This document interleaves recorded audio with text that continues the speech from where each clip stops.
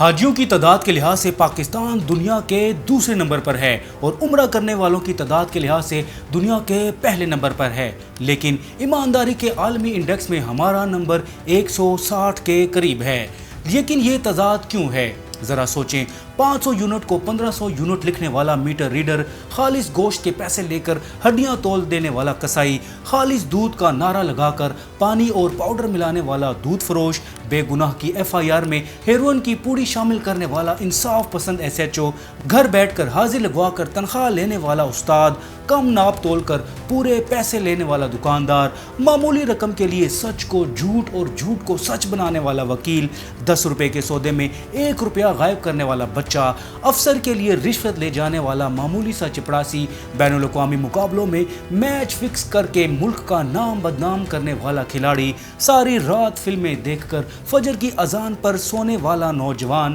کروڑوں کے بجٹ میں غبن کر کے 10 لاکھ کی سڑک بنانے والا MPA MNA، لاکھوں کھا کر چند ہزار کا کام دکھانے والا ٹھیکیدار، زمین کی پیمائش میں ہیرا پھیری کر کے حرام کمائی کرنے والا پٹواری، دوائیوں اور ٹیکس پر کمیشن لے کر عمرہ کرنے والا ڈاکٹر اور قلم بیچ کر قلم کو موڑ دینے والا صحافی۔ سوال یہ ہے کہ ہم سب عبادت بھی کرتے ہیں اور حج بھی، عمرہ بھی، نماز بھی، روزہ بھی، مگر کیا ہم دیانتداری بھی کرتے ہیں؟ جب ہر شخص کشتی میں اپنے حصے کا سوراخ کر رہا ہے تو پھر یہ کہنا درست نہیں کہ اس کا سوراخ بڑا تھا، اس لیے کشتی ڈوب گئی۔ کشتی تب ڈوبتی ہے جب آپ اپنے حصے کا نقصان کر رہے ہوں۔ ملک صرف حکمرانوں سے نہیں بنتے، ملک ہم سب سے بنتا ہے۔ اگر ہم واقعی نمبر 1 بننا چاہتے ہیں تو حج اور عمرہ کے ساتھ ساتھ ایمانداری میں بھی نمبر 1 بننا ہوگا، ورنہ عبادتیں تو اوپر جاتی رہیں گی اور کردار نیچے گرتے رہیں گے۔ ذرا سوچیں اور خود سے سوال کریں